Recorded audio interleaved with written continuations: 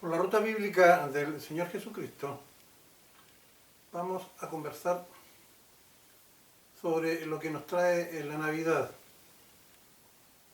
Bueno, en la Navidad, sin lugar a dudas, es la festividad más significativa para el llamado mundo o civilización cristiana occidental. También debemos reconocer que es una festividad que no fue practicada por los apóstoles y la iglesia primitiva. Por otro lado, nos faltan quienes nos hacen coincidir esta fecha dentro del calendario católico que nos rige con otras manifestaciones de paganismo idólatra, cosa que sin lugar a dudas se puede hacer coincidir si tenemos en cuenta estos más de 2000 años o 2020 años transcurridos desde la fecha del evento del nacimiento de nuestro Señor, quien bajo ese proceso Dios adquirió en la persona de Cristo su naturaleza humana.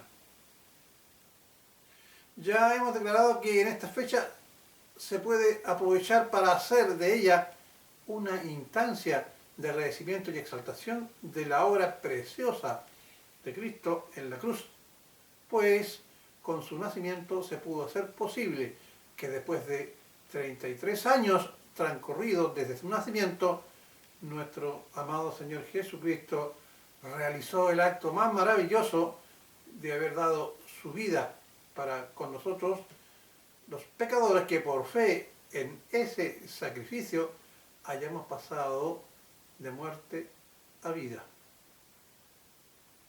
Existe también para esta fecha, por parte del ejemplo del catolicismo, un hecho del cual no existe algo igual o que se asemeje a él, que es el hecho de establecer un culto a la figura del niñito Dios. A partir de esto le hacen oraciones y le piden milagros, hacen estampitas y otro tipo de figuras con un niño. No un tanto que debemos reconocer que mediante la evolución natural de Cristo, hecho hombre, Él vivió una infancia y niñez, y se hace referencia a su niñez con ocasión de recibir, por ejemplo, en el Evangelio, la adoración de los magos, cuando es muy posible que nuestro Señor Jesucristo tuviera ya año y medio, y también se hace referencia en el Evangelio cuando, con motivo de haberse separado de sus padres y haber estado con los sacerdotes del templo, hablando sobre las cosas de su padre.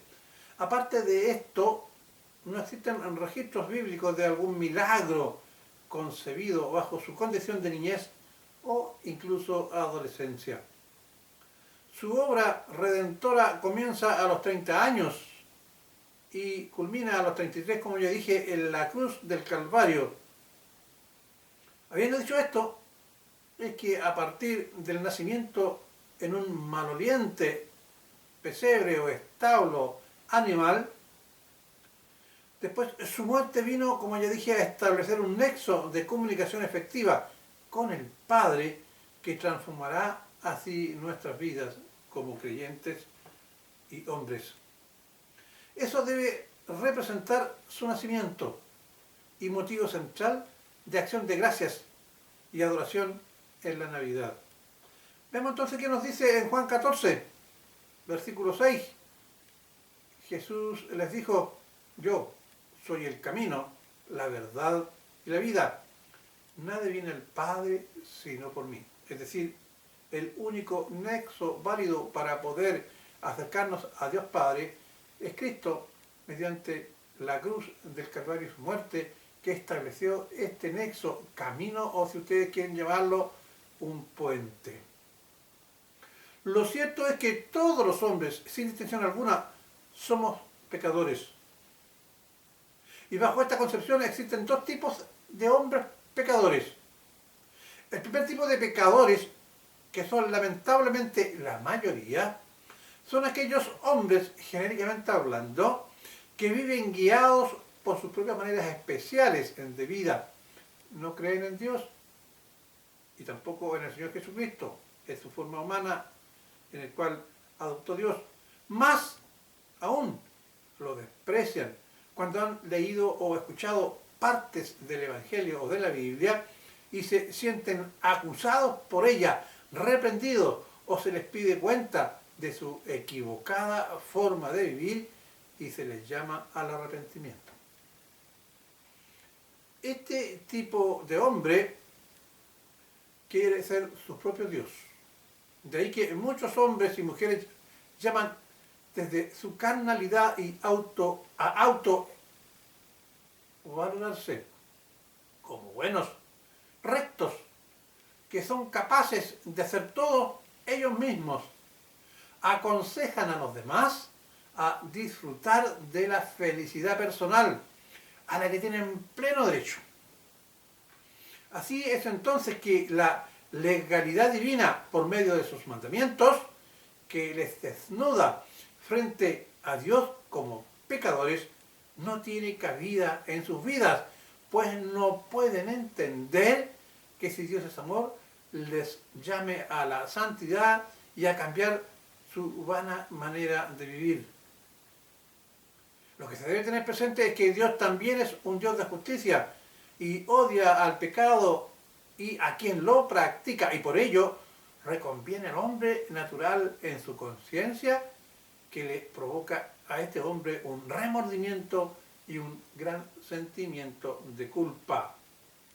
Es precisamente por ello que este hombre natural rechaza a Dios y cuando más siente un odio a ese Dios que no quiere reconocer.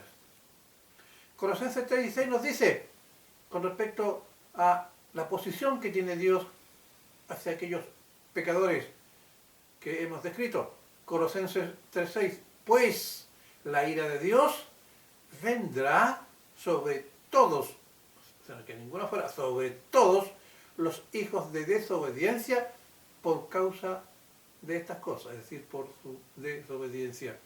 Sin embargo, este hombre de pecado paradojalmente participa él y sus hijos de la Navidad, pero desvirtuándola, introduciendo al viejito pascuero y al cambio de regalos y deseos de amor y prosperidad. También introducen estas prácticas el ágape o fiesta, que con seguridad lo harán con bailes, se beberá y comerá en exceso. Veamos ahora el otro tipo de pecador u otro tipo de hombre. Está constituido por hombres y mujeres convertidos. Estos son los menos comparados con los anteriores. Estos últimos, los convertidos, han efectuado el acto de aceptación del Señor Jesucristo como su Señor y Salvador. Estos segundos deberían hacer de esta conmemoración de la Navidad un acto de reconocimiento, alabanza y acción de gracias por la llegada de nuestro Señor y Salvador, quien nos ha salvado por su muerte de cruz. Es también una oportunidad para reconocernos con humildad y pleno convencimiento de que sí, somos pecadores, arrepentidos y acogidos a la ley de la gracia en Cristo nuestro Señor, quien, como ya dije, murió por cada uno de nosotros y así lo hemos declarado y aceptado. Pues en Hebreos 8:12 nos declara, perdonaré sus maldades y nunca más me acordaré de sus pecados. Nosotros, los segundo tipo de pecadores, conocemos esta declaración de Dios hacia nosotros, pero pronto de entre nosotros habemos muchos que se olvidan de nuestra condición de pecadores, que nos lleva a amar y a disfrutar de las cosas del mundo. Volviendo al antiguo hombre, en muchos casos es muy difícil de hacer la diferencia de estos convertidos con los primeros, es decir, con los inconversos, pues presentamos acciones de desamor, por ejemplo, de un elevado egocentrismo personal, amor por el disfrute mundano y otras hierbas más. Tendemos a desechar a todo aquello que nos aparte de esta particular forma de disfrutar la vida. Y en este estado de cosas nos aferramos a algunos versículos que consideramos muy a propósitos y son nuestros favoritos para así justificarnos con esta vuelta a los antiguos deseos mundanos, que son aquellos que dicen, por ejemplo, entre otros pasajes bíblicos. Filipenses 4:19. Por eso mi Dios les dará todo lo que necesiten conforme a las gloriosas riquezas que tiene en Cristo Jesús. Y este mismo Dios, quien me cuida, suplirá todo. Y en este todo queremos volver a nuestra antigua naturaleza, y muchos de nosotros o de ellos en general vuelven a antiguas prácticas apoyados en este y otros versículos, como el que sigue, Marcos 11:24. Por eso les digo, crean que ya han recibido todo lo que estén pidiendo en oración y lo obtendrán. Y luego en Juan 16:24 también nos dice, hasta ahora no han pedido nada en mi nombre, pidan y recibirán para que su alegría esté completa. ¿Ven? ¿Por qué no podemos gozar de lo mismo que gozan los otros? Si el Evangelio es clarísimo, en estos pasajes nos están invitando justamente a poder pedir elementos propios del disfrute mundano. Si bien es cierto que Dios no puede negarse a sí mismo y no cumplir sus promesas, el problema es que estos creyentes han establecido las mismas necesidades de los inconversos, o sea, del antiguo hombre. Ahora piensen bien, Dios no les concederá las peticiones a los que piensen y oren así en base a estos versículos.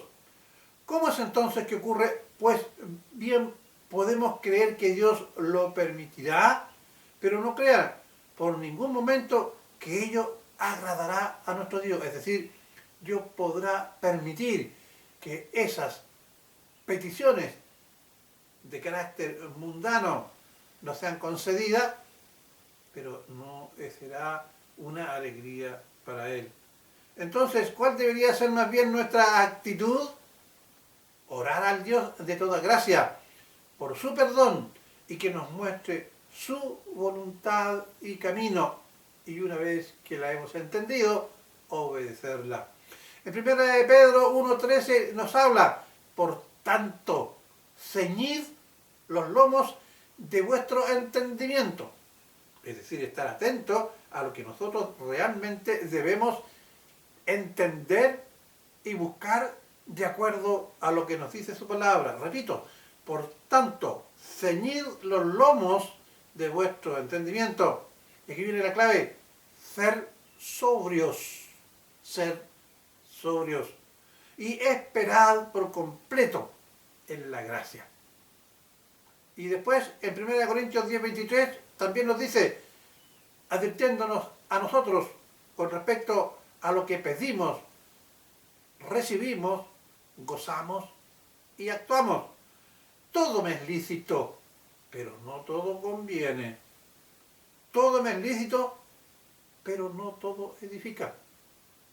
Es decir, si nosotros usamos con prudencia esos versículos que son favoritos y lo hacemos en base a la sobriedad, a la prudencia y a lo que nos conviene, estaremos edificándonos, nos distanciaremos o habrá una gran diferencia con lo que piden los inconversos, y así tendremos bajo este sano temor a Dios agradarle a Él, porque obedecemos su evangelio y también lo que Él espera de nosotros. También no son pocos los creyentes, dije, que se rebelan contra esta verdad, en especial aquellos que asocian estos versículos como un freno a su prosperidad. cuando solo se nos exhorta a ser sobrios, porque de no ser así, la línea hacia el desenfreno es muy delgada. Habiendo dicho esto, ¿cómo podemos andar en el favor de Dios? Primero diremos que andar en su favor, es decir, andar o actuar de acuerdo con aquello que a Él le agrada. No andar bajo el favor de Dios es pedir, actuar y andar y recibir aquello que Dios no le agrada. Dios ha creado los placeres en la vida, pero no debemos disfrutarlo bajo límites que van más allá de lo permitido por Dios, que superen nuestros dominios propios y nuestra sobriedad. Entonces, que sea la Navidad una oportunidad también de recogimiento y meditación personal que posibilite a sujetarnos a la voluntad de Dios por medio de conocer y cumplir con su palabra. Que en esta Navidad, estimados hermanos y amigos que me escuchan y ven, sea entonces una fecha de celebración y regocijo con sobriedad en torno al día en que nuestro amado Señor y Salvador, que hemos aceptado y que tú que no lo has hecho, podrías hacerlo hoy, si no lo has hecho, para que en esta Navidad sea Dios, por medio de Cristo y mediante su Santo Espíritu, exaltado, le demos gracia y posibilite nuestro camino a la santidad.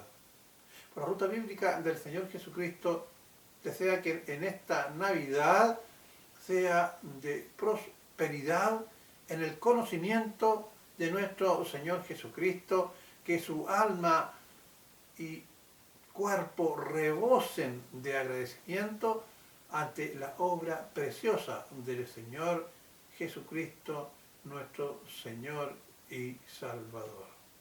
Será hasta una próxima oportunidad. Que el Señor les bendiga a ti que me escuchas y a los tuyos, y especialmente tú que no has creído, que por medio de este acto seas tú capaz de recibir en tu corazón y aceptando el pleno conocimiento con tu mente de que el Señor Jesucristo vino a morir por ti, y el Señor pondrá en tu mente y en tu corazón, si tú tienes tu corazón apto para recibirle, que tú inicies el cambio de la conversión, dejes el viejo hombre de lado y pases de muerte a vida. Que Dios le bendiga.